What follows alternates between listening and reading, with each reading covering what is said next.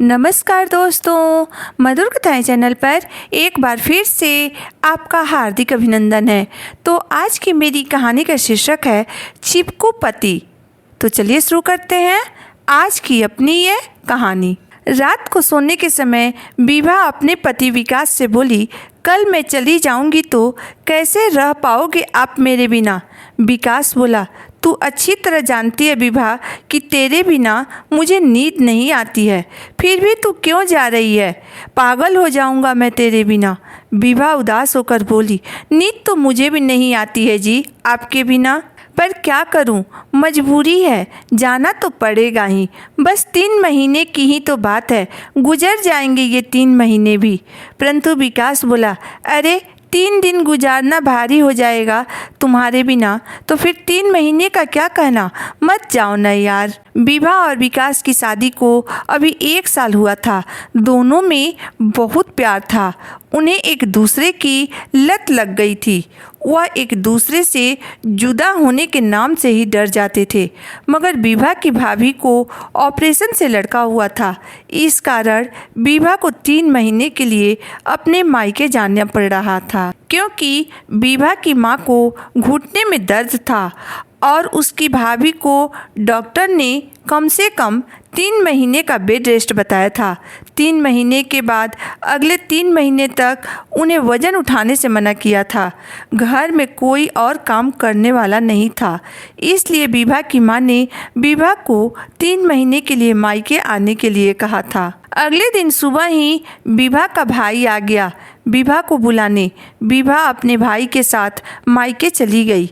विकास के घर में काम करने के लिए तो उसकी माँ और बहन थी, परंतु समस्या तो विभा के बिना रहने की थी। आखिर जिसका डर था वही हुआ। विकास को पहली रात नींद नहीं आई। वह सारी रात बेड पर करवटें बदलता रहा। कभी बेड पर करवटें बदलता तो कभी कमरे से बाहर निकलकर इधर उधर घूमता रहा। विभा से फ़ोन पर बातें करता रहा। उस दिन वह ऑफिस भी नहीं जा सका। अगले 2-4 दिनों में विकास के सर में दर्द होने लगा और उसकी तबीयत भी खराब रहने लगी।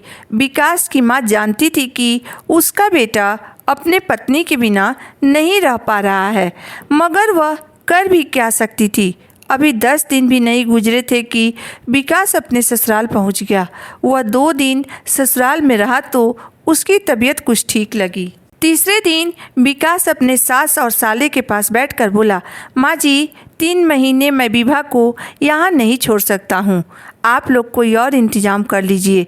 यह सुनकर उसका साला बोला, यह आप क्या कह रहे हैं जीजा जी, विभा के अलावा हमारे पास कोई और ऑप्शन नहीं है। अपने साले के इतना कहते ही विकास बोला, ऑप्शन क्यों नहीं है, अपनी साली को बुला लो, सास को बुला लो। साला बोला, जीजा जी मेरी सास बूढ़ी हैं, वह घर के काम नहीं कर सकती हैं। सालियों की भी शादी हो चुकी है, उनके भी घर परिवार हैं, वह भी नहीं आ पाएंगी। तब विकास बोला, तो कोई नौकरानी लगा लो, 4-5 हज़ार रुपये खर्च होंगे, इससे ज़्यादा क्या होगा। विकास की बात सुनकर उसका साला बोला, आप बड़े खुदगर्ज हो गए हैं जीजा जी, आप तो जानते हैं कि मेरा धंधा अभी बहुत मंदा चल रहा है, वैसे भी पत्नी की डिलीवरी पर बहुत खर्चा हो गया है, 4-5 हज़ार रुपये भी मुझे अभी बहुत भारी पड़ेंगे। साले के इतना कहते ही विकास ने अपनी जेब से 10,000 रुपये निकालकर अपने साले को थमाते हुए कहा, लो इससे नौकरानी लगा लेना और यह पैसे मुझे वापस भी नहीं चाहिए, मगर प्लीज़ मेरी बीवी को मेरे साथ जाने दो, क्योंकि मैं उसके बिना नहीं रह पाऊंगा। यह सुनकर साला और सास दोनों विकास की मुंह ताकने लगे। सास बोली, पति तो बहुत देखे, मगर ऐसा चिपकू पति मैंने आज तक नहीं देखी है। विकास भी अपना गर्दन झुकाकर कमरे से बाहर आ गया। फिर उसका साला बाहर आकर बोला, जीजा जी आप विभा को ले जाओ और यह पैसे भी रखिए, मैं मैनेज कर लूँगा। विकास बोला, यह आप ही रखो, ऐसे नहीं तो उधार समझ कर ही रख लो, बाद में दे देना। विभा अपने पति विकास के साथ ससुराल आ गई। ससुराल आने के बाद वह रात को विकास से बोली, आप तो बहुत बेशर्म हो जी। विकास बोला, बेशर्म नहीं, मजबूर हूँ, क्योंकि मैं तुम्हारे बिना एक पल भी नहीं रह सकता हूँ। तुम मेरी नींद हो, तुम मेरी दवाई हो, तुम मेरी सुख चैन सब कुछ हो। यह सुनकर विभा बोली, बस आप ऐसे ही मुझे चाहते रहना जी, और ऐसे ही प्यार करते रहना, मुझे बहुत अच्छा लगता है। विकास उसे गले से लगाते हुए बोला, अब तो तुम मेरी लत बन चुकी हो, छोड़ने से भी नहीं छूटोगी। यह कहते हुए दोनों हंस पड़े।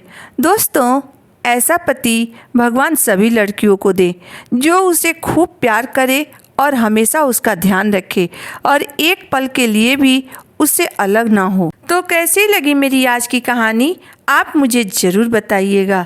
अगर आपको मेरी कहानी अंत तक पढ़ने और सुनने के बाद पसंद आई हो तो मेरे वीडियो को लाइक कर दीजिएगा, चैनल को सब्सक्राइब कर दीजिएगा। तो फिर मिलते हैं एक नई वीडियो, एक नई कहानी के साथ। तब तक के लिए धन्यवाद।